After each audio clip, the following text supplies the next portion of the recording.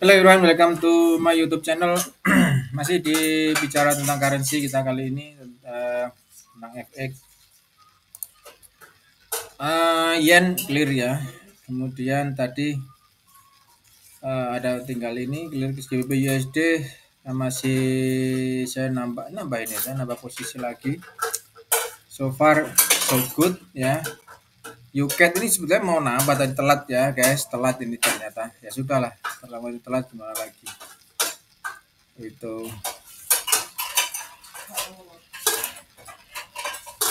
37 lumayan sebetulnya 37 bos.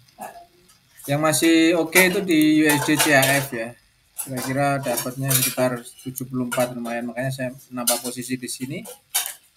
Kemudian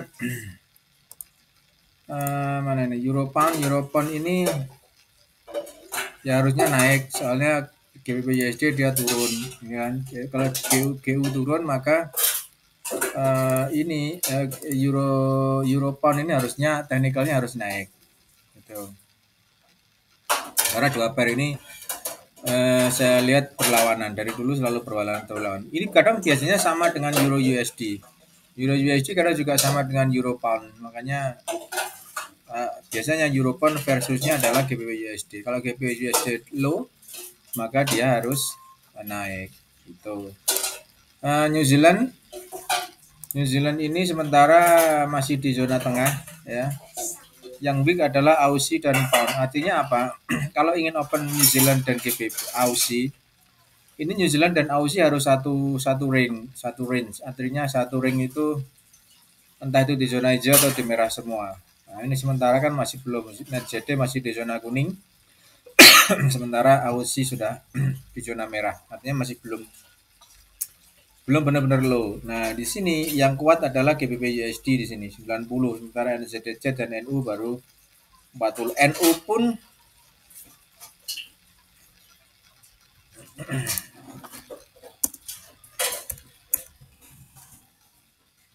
pun sebenarnya juga harusnya di technical juga bisa turun lagi gitu. Nah, ini ada gap ya. Coba kita coba. Yang strong apa sih ini?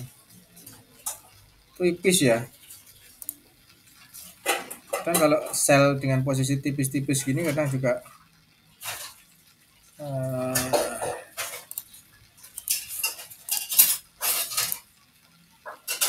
jadi kalau mau open posisi siap open dulu yang buy stop atau sell stop diopenkan dulu. Baru nanti setelahnya adalah open posisi langsung seperti ini. Ya, jadi jangan ini dulu lah dia baru buy stop, enggak, tapi buy stop dulu.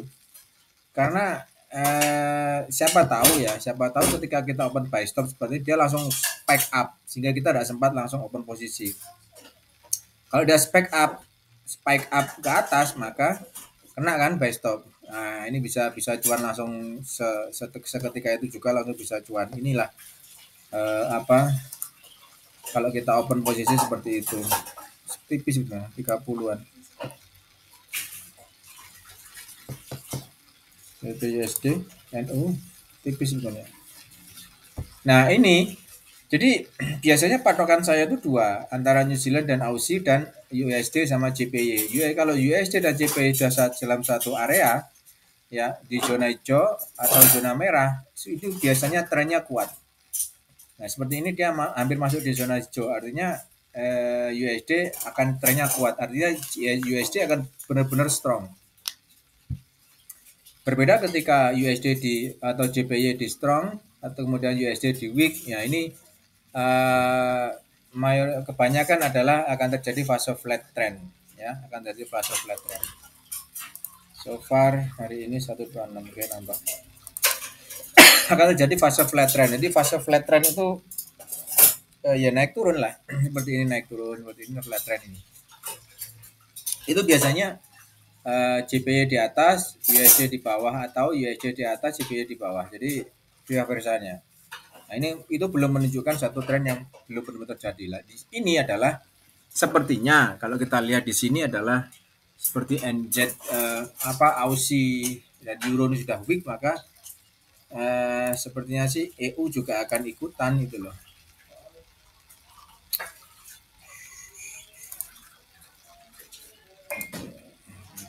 si GBP Aussie sebetulnya saya ngincer sell ini dia. Saya ngincer sell karena mengingat dari range yang dia punya ini sudah cukup tinggi. 1000-an lebih. Jadi secara teknikal sih harusnya kalau secara teknikal dia bisa jadi seperti ini. Setidaknya dia bisa kembali ke harga ini 177979. Jadi back to 50. Ya, kembali ke 50. Ini kalau saya ngincernya sih ngincer seperti itu. Makanya saya akan tunggu dulu sampai ini benar-benar strong atau enggak ini Aussie-nya ini. Nah, pengungkitnya kadang di New Zealand itu loh. New Zealand kadang ini kan masih strong dia. New Zealand kan masih dalam zona kuning lah ya. Ini saya cuma nutup gap aja ini sebetulnya. Open ini di sini sebetulnya cuma nutup gap aja. Saya mau nutup gap itu aja. Nggak ngambil yang lain sebetulnya di sini. Saya tidak ada kalau analisa yang kedua adalah ada satu bearish engulf di harga ini. Dia matikan yang di sini kan. Matikan yang di sini aja. Ini candlestick bearish. Kenapa di sini open sell? Itu walaupun di ini loh candle cukup tajam gitu lah. Ada candlestick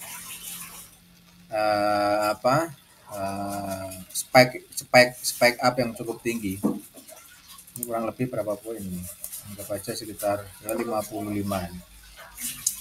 Ini yang kenapa menjadi satu. Jadi kalau melihat dalam satu chart ya, melihat seperti ini sebetulnya dengan blend tanpa alat bantu indikator pun bisa, walaupun kadang indikator itu juga sudah kita siapkan loh di sini. Ini ada indikator cuman MACD saja. Ya, ada MACD aja. Nah, ini kan ada lower low. Ada divergent di sini. Ya. Ini juga ada divergent kan? Nah, di sini ada divergent. Itu. Ini walaupun kadang divergent ini tidak jaminan bahwa harga akan naik, itu tidak. Kadang juga tambah terus turun, tapi semakin dia price semakin turun, ini semakin naik. Ini yang menjadi alasan kenapa divergent itu lumayan powerful lah. Contoh karena seperti ini kan semakin turun. Ini sebetulnya kan divergent juga di sini. Tapi kan akhirnya dimatikan dengan yang di posisi ini. Mana ini ya? Ini kan dimatikan yang di sini divergent ya. Nah, ini kan mulai di sini dari divergent lagi. Ya, jadi di sini dan divergent lagi kan di sini. Baru kemudian naik. Baru kemudian dia naik. Makanya divergent itu kadang lama gitu loh. Walaupun kalau kita lihat di sini kita bisa buy itu di candlestick yang ini kita bisa buy. Jarak dari low kira-kira sekitar 40-an baru bisa buy. Begitu ya. CAF hanya nutup gap, kemungkinan akan nambah posisi sell bisa. Asalkan dia tidak berubah, MACD-nya tidak berubah ke arah atas. Kalau dia berubah ke arah atas ya kita nanti akan coba paksa dia dengan buy. Kalau selama dia kalau berubah ke atas kita paksa dengan buy bisa, maka dapatlah cuan lah otomatis ya. Begitu. So far ini masih posisinya masih strong, USD masih strong ya. EU pun juga ya, kalau kita lihat di sini EU jelas turun lah. Ya kan? EU juga turun tapi ya tidak terlalu tinggi amat. Nah, ini ini juga ada gap jelas ya, ada gap di sini, tapi dia tidak terlalu tinggi sekitar 30-an sama seperti UCAF tadi. Seperti NU juga sama, seperti cuma di range 30-an saja. Itu. Apakah hari ini akan nutup? Tidak tahu, tapi yang jelas maunya sih dia nutup di harga ini. So, jadi gitu. Memang lebih enak kalau buy sell itu ada range bullish atau bearish engulfingnya tidak terlalu tinggi, candlesticknya itu biasanya powerful untuk naik. ya powerful. Nah seperti ini ya, ini kan dia nggak terlalu tinggi, artinya nggak terlalu lebar lah. Nah ini yang jelas, ini tidak terlalu lebar kan ini ada bullet engulfingnya kan tidak terlalu lebar ini, jadi kan naiknya enak. Tapi kadang kenaikan yang tinggi ini biasanya malah menjadi pemicu untuk bisa low lagi. Ya walaupun saya tidak begitu memperhatikan tentang candlestick, tapi yang jelas open di bearish dan bullish engulfing ini lebih enak, lebih lebih apa ya, kita menempatkan buy stop sell stopnya tuh enak kayak di sini ya, kita kayak di sini kita mau mau opsi apa ya, mau opsi sell lah ya, ini jelas sell kan, di sini ada bearish engulfing, kemudian kita di candlestick yang kedua kita sell, kita tempatkan buy stop di harga ini tuh enak gitu loh, ini buy stop di harga ini enak, jadi kita sellnya di harga ini, di harga yang kedua ini ya, ini harga kedua ini kita sell warna merah ya, harga sell. Nah ini turun kan ya, enak gitu loh, ini walaupun jaraknya nggak terlalu tinggi juga, cuma 37-an 40 spread 40 poin lah, itu enaknya dikit, itu enaknya seperti itu gitu loh. Nah, ya walaupun kadang juga tapi rata-rata makanya price itu ketika dia buying atau selling pasti akan diawali dengan bullish atau bearish engulf, itu pasti, entah itu one on two atau one to many, jadi one to one to two atau one to many, artinya one to many itu satu versus banyak, ini loh satu versus banyak itu, satu candlestick hitam versusnya banyak sekali candlestick, ada hitam ada putih, tapi tidak bisa break dari candlestick sebelumnya yang hitam ini adalah one to many, kalau menurut saya adalah one to many. Disinilah namanya one to many sini. Nah sementara one to two, satu versus dua itu di sini versus dua, ini satu versus dua, jadi satu candlestick hitam versus dua candlestick putih, candlestick bull, ambilan dua candlestick putih, artinya dia one to many, sementara one to one itu di sini, ini one to one, satu candlestick pair versus satu candlestick bull, karena candlestick bull ini close di atas candlestick open dari candlestick pair, ini one to one langsung dia naik, open di candlestick yang kedua langsung dia naik seperti itu ya, naiknya pun juga lumayan tuh di sini, saya sekitar 48, oke lah ya, 4 euro USD bos, euro USD mau level berapa gitu loh. Nah, ini juga naik, sementara masih naik GBP USD masih low ya, masih seperti itulah. Oke. Nah itu